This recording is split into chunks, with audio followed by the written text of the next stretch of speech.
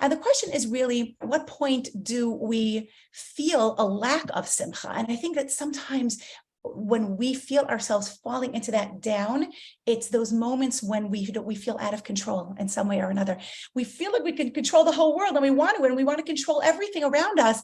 And then reality hits us and we're like, we really have no control over things. You look around the world, we look around at our homes, and we start feeling a little uncertain and a little anxious about the lack of control that we have. And here's what we need to understand. There is one area of control that we do have. One thing in life that we can control, and that is ourselves. We control our mindset. We control our attitude. We control our perspective. We control our choices. We control our reactions. And if we could control ourselves, this is the most empowering position that we can be in life. It feels so empowered when I know that I am in control, because if I don't control my own life, if I don't control my thoughts, my feelings, by the way, that's a big one. We don't realize that we could control our feelings. We think that our feelings have to control us. I do whatever my mood tells me to do. I do whatever I feel like doing. No, wait a second. Feelings don't control us. We control them. And when we understand that, and when we put our thoughts into perspective and we have the right mindset and attitude, all of a sudden we feel like we're in control of our lives instead of we're living in this level of anxiety where we don't have control. And this is the whole idea of v'nahaf hochu, right? We're living in this month now, v'nahaf hochu. This means that at any moment, anything can shift, anything can turn. Living in this month of v'nahaf hochu means, chas v'shalom, a person is sick in your home, in your family, in your community. This month they can go from sick to healthy. If a person is struggling with parnasa, this month, this is the energy we can tap into. This month they can go from poor to rich. If a person is struggling with sadness, with depression, this month they can go from sadness to happy. If your mother-in-law hates you, sorry, she's still going to hate you. I haven't thought of a miracle for that one yet.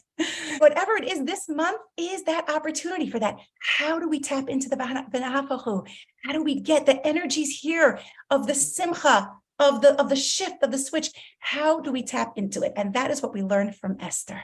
Esther teaches us this incredible concept, because when we think of her, all right, I don't know about you, but I always think of this like this, queen boss, right? Queen Esther. She stood for her ground. She knew what she wanted. She knew who she was. She saved the Jewish nation. She was this big queen boss. If you read through the psukim, though, you see that she was absolutely terrified. She was resisting going to speak to the king. She was resisting doing what she needed to do. She was so afraid to do it. And the first powerful lesson that we learned from Esther is the fact that even though she was afraid, she did it anyway, because she knew it was the right thing to do. And that is actually the definition of courage. Sometimes we think that courage means I am no longer afraid. But if we wait until we're no longer afraid, we're probably going to wait forever. When do you stop being afraid? Right? Life is scary. Things are scary. Things are bigger than us. When are we not afraid to do something that's important? We always are. If we wait till we're not afraid, that's not courage. Courage means I am afraid, but I'm going to do it anyway. That's what courage is. And we learned from Esther this incredibly powerful lesson. I could be afraid, but if I know it's the right thing to do, I'm going to do it anyway. I'm not going to let my fear control me. I'm going to control my fear. And this unbelievable power of resilience that she taught us, because she showed us you can do it even though you're afraid. That's courage. And look how resilient she became after that. At what point was Esther able to act upon this and really live her courage? That's the question. What was that shift that she needed? And here's the most incredible lesson. When she recognized, when Mordechai helped her see that she told him, she was very honest with him. She said, Mordechai, I know what I should do. I know the right thing to do, but I'm so scared. I'm really afraid to do it. And Mordechai gave her the most incredible chizuk, and he said, Esther, maybe this is the entire purpose of you being in the palace. Like, why were you put in the palace in the first place? Right? It was a crazy, ridiculous story that you ended up in the palace, a nice Jewish girl living in this crazy, toxic environment. Why were you there? Maybe it was for this reason. This is your entire purpose. That was the shift that Esther needed. Because I want to explain something to you. Listen carefully to this, okay?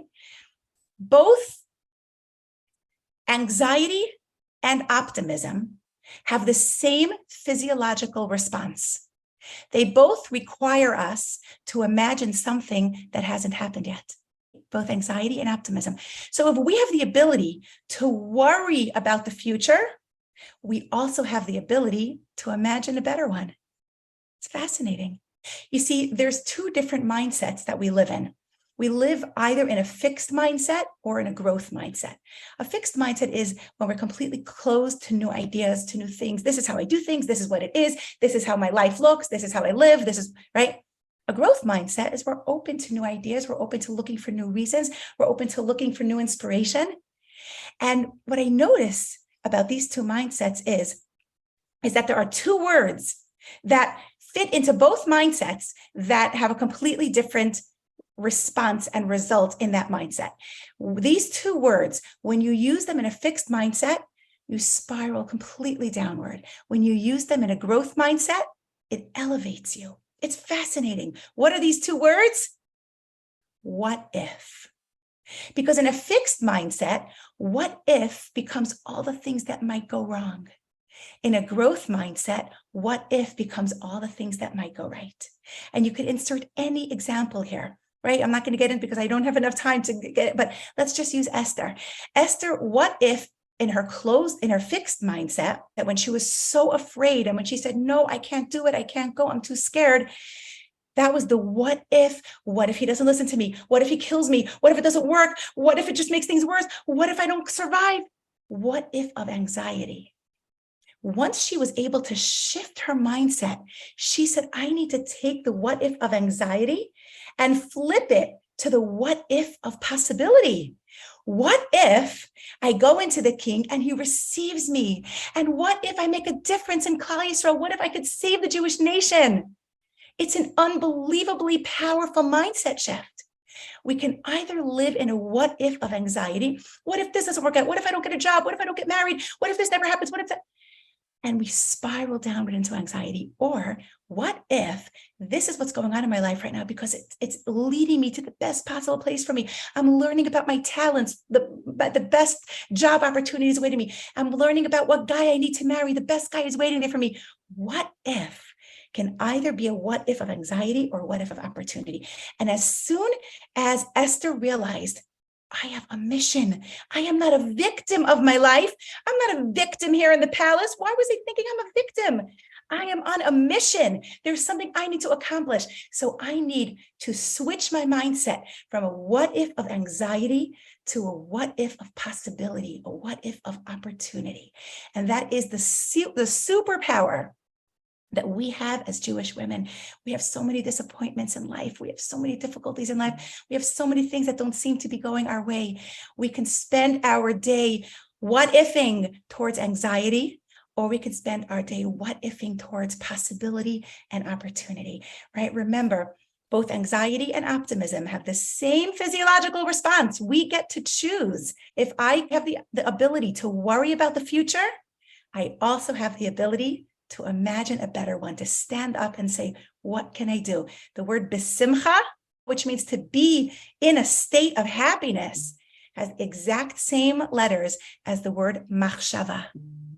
Because to be besimcha, it starts up here. It starts in our thoughts. It starts with a mindset.